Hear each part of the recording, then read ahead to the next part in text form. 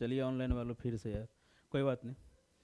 इसमें जो किसका, हाँ सी इसका आंसर तो आप देखते हैं हम क्या बोले, आपका आंसर सी है। कर यदि सरकार कोई वस्तु कोई जनता को निःशुल्क उपलब्ध कराई जाती है, ठीक है। जैसे हम एग्जाम्पल ले लें, 5 केजी चावल 5 केजी गेहूँ, रिसेंट एग्जाम्पल है, सरकार फ्री उपलब्ध करा रही है। तो कराई जाती है तो अवसर लागत शून्य होती है। तो अवसर लागत ये लिखा है अपॉर्चुनिटी कॉस्ट, अपॉर्चुनिटी कॉस्ट कभी जीरो नहीं होगा ना। जैसे मान के चलिए कि उसकी खरीदने की में पैसा लगता है सरकार को, उसके भंडारण में पैसा लगता है, ट्रांसपोर्टेशन में पैसा लगता है, तो अपॉर्चुनिटी कॉस्ट तो कभी शून्य नहीं होगा। भले ही वो सरकार पे करती है, लेकिन पे तो करना पड़ता है ना। फिर कह रहा है कि अवसर लागत की उपेक्षा की जाती है।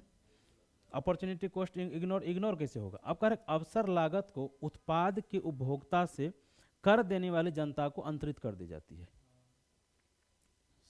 अब क्या कर रहे सरकार, क्या कर रहा है सरकार? सारा टैक्स का पैसा ही तो खर्चा कर रहा है ना। तो यही तो कह रहा है ना कि अवसर लागत जो यहाँ पे अपॉर्चुनिटी कॉस्ट है, ये उपभोक्ता, उपभोक्ता कौन हो गया? 80 करोड़ परिवार। तो 80 करोड़ उत्पाद के कर देने वाली जनता को अंतरित कर दिया जाता है, कि जो लोग टैक्स दे रहा है, समझ गए? जैसे इसलिए तो डीजल पेट्रोल पे बढ़ गया, तो ये हो गया। जैसे दिल्ली में भी है, बिजली फ्री है।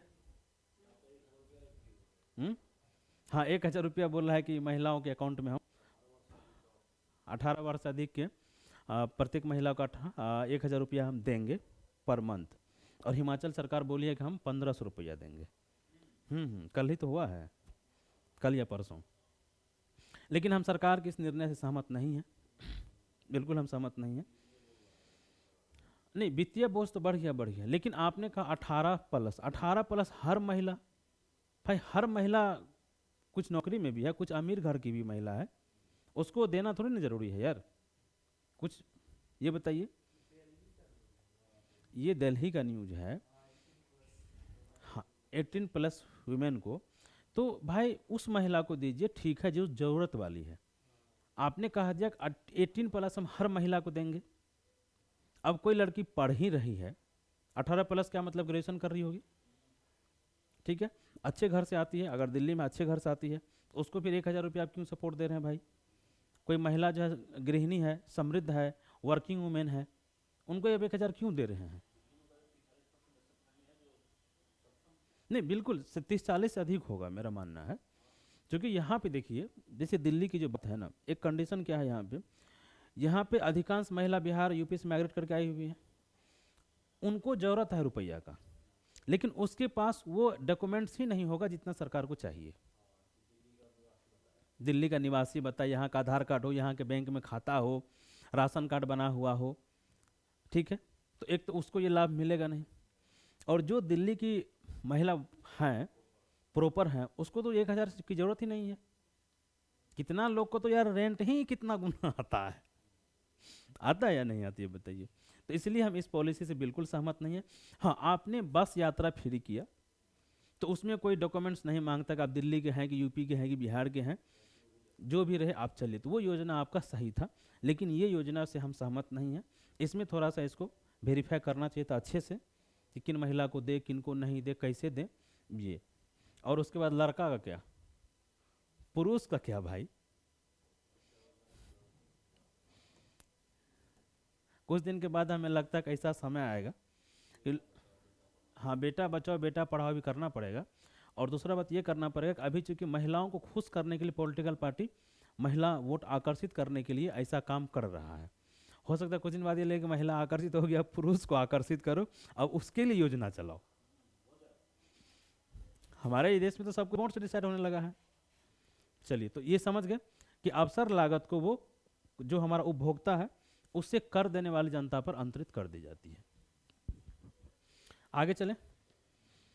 अगला है क्या कि उच्च बचत वाली अर्थव्यवस्था होते हुए भी, जैसे हम लोग भारत का बात करते हैं, बोले ना कि भारत क्या एक उच्च बचत वाली है, जिसमें कि हर आदमी कुछ ना कुछ बचत तो करता ही करता है।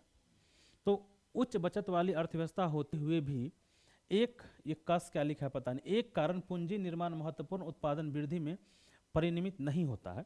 थोड़ा इंग्लिश पढ़िए इसका। Despite being a high saving economy, capital formation may not result in significant carriers in output due to. तो इसका कह रहा है क्या रीजन है कि उच्च अर्थव्यवस्था मतलब उच्च बचत वाली हमारी अर्थव्यवस्था है, लेकिन उसके बाद भी जो है हम बहुत अधिक उत्पादन नहीं कर पा रहे हैं। उच्च जनसंख्या घनत्व आपका कहना है, ठीक है। आपका क्या आंसर है बताइए।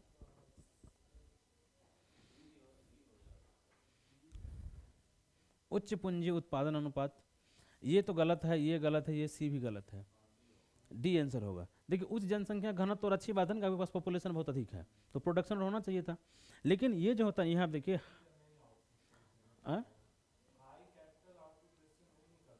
हाँ यहाँ पे क्या है ना कि कैपिटल आउटपुट रेशियो होता है, उसको हम लोग कहते हैं COR, कैपिटल आउटपुट रेशियो। तो ये क्या होता है ना कि आपके यहाँ तकनीक अच्छी नहीं है तो जो आप इन्वेस्टमेंट करते हैं उसमें आपको कम सामान मिलता है, लेकिन वही अगर अमेरिका में होता है तो 100 रुपया के इन्वेस्टमेंट में वो 50 सामान बना लेता है, लेकिन आप 100 रुपया के इन्वेस्टमेंट में 25 सामान बनाते हैं, तो आपका जो आउटपुट रेशियो है ना वो कम है। तो यही यही होता है कि उच्च पूंजी उत्पादन अनुपात हमारे यहाँ ऐसा ही है, इसी वजह से हम नहीं कर पाते हैं। चलिए आगे चलें। चलिए अगला क्वेश्चन अगर हम देखें तो देख लें कि आर्थिक क्रियाकलापों के संदर्भ में, ये तो होना चाहिए था, ये तो बताए थे पहले भी हम बताए थे जब इकोनॉमिक्स पढ़ा रहे थे। 30 क्या होगा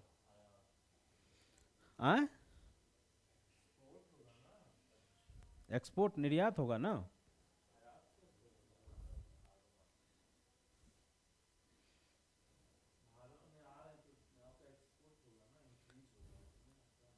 हम सेवा बेच रहे हैं ना, बेच रहे हैं ना, ये बताइए। वो हमारे यहाँ पर्यटन पे आया, घूमने के लिए, मैच देखने के लिए आया, तो हम सेवा बेच रहे हैं ना, और हम जाएंगे तो हम सेवा खरीद रहे हैं, तो हम जाएंगे तो हमारे लिए आयात हो जाएगा, वो आयात उसके लिए, समझ गए। चलिए आगे चलते हैं। बंद अर्थव्यवस्था, ये तो एकदम पूरा का पूरा एनसीईआरटी से उठा लिया गया है, कोई दिक्कत इसमें। डी, ना तो आयात ना तो निर्यात। चलिए हम 33 बार चलते हैं। करेक्ट, निम्नलिखित में से कौन सा कभी कभी समाचारों में दिखने वाला पद पद आयात आवरण का सर्वोत्तम वर्णन करता है। आयात आवरण दैट मीन्स इंपोर्ट कवर, तो ये आपको बताना है इसका आंसर। चलिए देखिए क्या होगा इसका आंसर। इंपोर्ट कवर,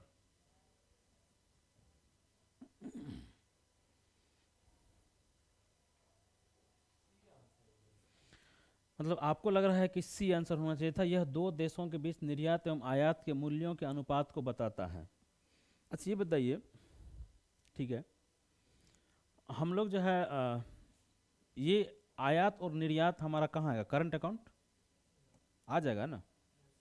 तो करंट अकाउंट का अनुपात, ऐसा रेशियो हम कुछ पढ़े हैं कहीं क्या? हमने पढ़ा है घाटा, डेफिसिट पढ़े हैं, या सरप्लस पढ़े हैं, या इक्वल पढ़े हैं, रेशियो नहीं पढ़े हैं।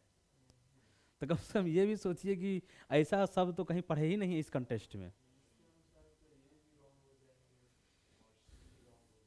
तो चलिए सी को हम रॉन्ग कर देते हैं, ए को भी रॉन्ग कर देते हैं। अगर यदि किसी देश के एक वर्ष में आयात के कुल मूल्य को बताता है तो ये भी रॉन्ग है, इसका आंसर डी सही है। हाँ देखिए, इंपोर्ट कवर का मतलब क्या हुआ कि आप जो इंपोर्ट कर पा रहे हैं तो उसको कवर करने के लिए आपके पास, सपोज कीजिए सिंपल एग्जांपल ले, कोई चीज़ आप ला रहे हैं घर में छुपा के, दैट मीन्स उसको पूरा का पूरा कवर करने के लिए आपके पास तिरपाल चाहिए, नहीं तो फिर देख लेगा कोई ना कोई। तो जो आप इंपोर्ट कर रहे हैं तो इंपोर्ट करने के लिए आपके पास पैसा चाहिए। तो वही कह रहे हैं कि उन महीनों की संख्या को बताता जितने महीनों के आयात का भुगतान अंतर्राष्ट्रीय रिजर्व द्वारा किया जा सकता है। जो हमारे आरबीआई के पास है तो क्या है, उसको हम लोग कहते हैं कि foreign foreign forex reserve, forex reserve कहते हैं, जिसमें हम डॉलर रखते हैं, गोल्ड रखते हैं। तो यही कंडीशन था हमारा 1991 में, ठीक है। तो ये आंसर हो जाएगा इसका, समझिए क्यों हो जाएगा कि इंपोर्ट कवर। अब यहाँ पर अगर हम निर्यात करेंगे, सपोज कीजिए अगर हम निर्यात शब्द की बात करें तो निर्यात से तो हमें पैसा आएगा ना भाई, तो उससे आयात से तो कुछ संबंध नहीं है। हम जितना निर्यात करेंगे इंपोर्ट कवर हमारा उतना बढ़ेगा। तो यही है कि उन महीनों की संख्या ये 1 साल भी हो सकता है, 6 महीना भी हो सकता है। और उस समय 7 दिन के आसपास हम अनुमान था कि 7 दिन के आसपास का हमारे पास इंपोर्ट करने के लिए पैसा बचा था। समझ गए? तो यहाँ पे कभी कभी सुनेंगे एक सर्वाधिक, जैसे वर्तमान में सरकार कहती है कि हमारे पास सर्वाधिक सरप्लस फॉरेक्स रिजर्व है। तो इसका क्या मतलब होता है? सर्वाधिक का मतलब क्या होता है? सरप्लस कब हम डिसाइड करते हैं? हम्म नहीं नहीं, वो तो अलग चीज़ है। हम फॉरेक्स रिजर्व के रूप में कह रहे हैं।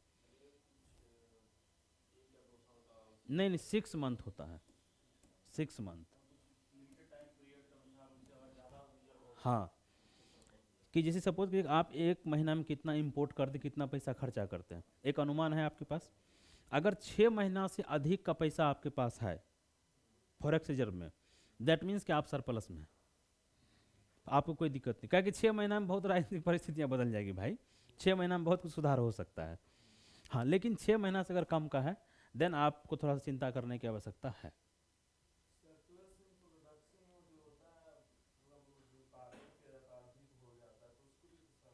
नहीं नहीं, ये तो प्रोडक्ट के रूप में सरप्लस हुआ ना, लेकिन वो सरप्लस है, यहाँ पे कह रहा है ना import cover forex reserve surplus.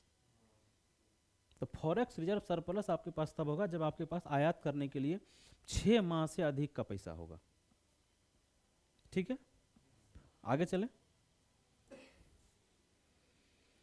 अगला है कि ये तो बहुत अच्छे से बताए हैं, प्रत्यक्ष विदेशी निवेश एफडीआई एफआईआई। तो थोड़ा हम लोग अब एफडीआई और एफएफआई पर बात करते हैं।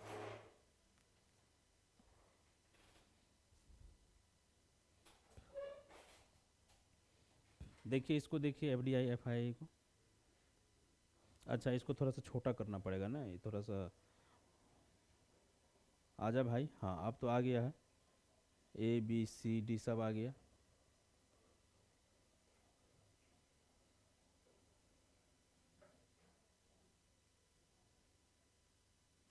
चलिए देखिए इसमें क्या आंसर होगा।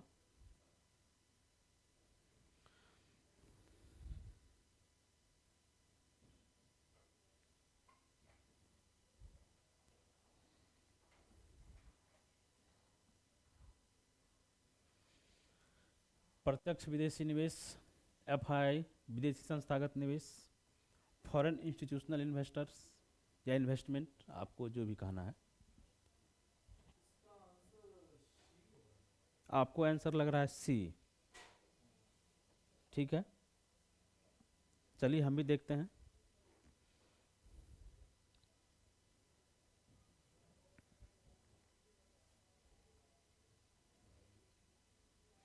सी तो बहुत स्तर पे गलत है, एक दो नहीं कई स्तरों पे सी गलत है।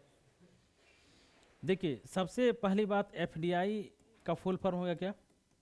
Foreign direct investment. हम एक सिंपल फार्मूला आप लोग को बताए थे एफडीआई और एफआईआई में अंतर का।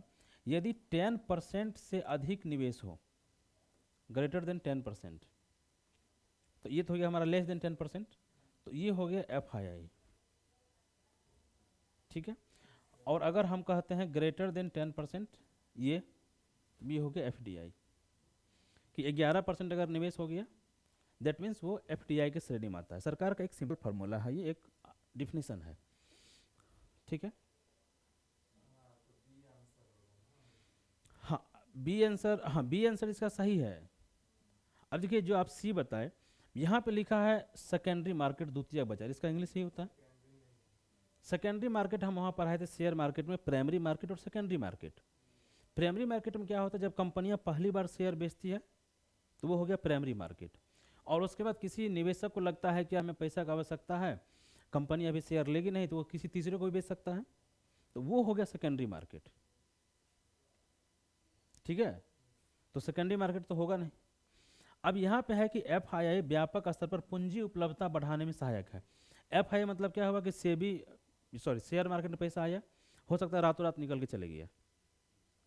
लेकिन एफडीआई क्या होता है? एफडीआई आपके रेलवे में आएगा, कहते हैं ना कि रेलवे में एफडीआई आ रहा है, निर्माण क्षेत्र में आ रहा है, सरकार इस कंपनी को बेच रही है, डिसइन्वेस्टमेंट कर रही है, तो एफडीआई जो आता है ना, एफडीआई आपके किसी पर्टिकुलर क्षेत्र में आता है। जैसे हमारे यहाँ ई कॉमर्स है, ई कॉमर्स में अमेजन है, फ्लिपकार्ट, इसी की बहुत सारी कंपनियां हैं। तो क्या हुआ, एक तो ये है कि जैसे यहाँ पे लिखा है कि एफ आई बेहतर कुशलता एवं प्रौद्योगिकी, प्रौद्योगिकी लेके ये कैसे आएगा भाई, ये सिर्फ पूंजी लेके आता है। शेयर मार्केट पूंजी दिया, उसको जरूरत पड़ा निकाल के लेके चले गया। तो ये है कि व्यापक स्तर पर ये पूंजी उपलब्ध कराता है। और एफडीआई केवल विशिष्ट, अभी भी देखिए जैसे हमारे कुछ क्षेत्र हैं वहाँ पे एफडीआई को अलाउ नहीं किया गया है, जैसे रेलवे ऑपरेशन, परमाणु ऊर्जा, और सरकार खुद देखती है, तो वहाँ पे एफडीआई को अलाउ नहीं किया गया है। डिफेंस में तो काफ़ी हद तक हो भी गया है, क्योंकि आप देखिए प्राइवेट अडानी भी बहुत सारा चीज़ बनाने लगा है। हाँ ठीक है, तो समझ गए इसका आंसर बी क्यों होगा, कोई दिक्कत। चलिए आगे चलते हैं। अगला है हमारा, अच्छा इसको चलिए देखिए आ जाएगा समटा, हाँ समटा गया, कोई दिक्कत नहीं है।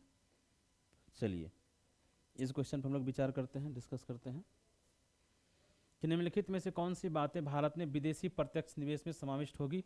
एफडीआई अभी हम बता चुके हैं, एफडीआई में समाविष्ट होगी।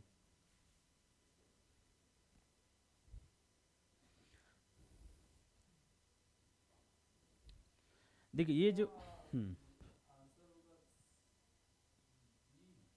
बी 2 और 4, हाँ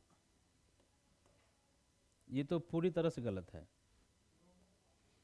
पोर्टफोलियो निवेश ही होता है एफआईआई, इसी को कहा जाता है।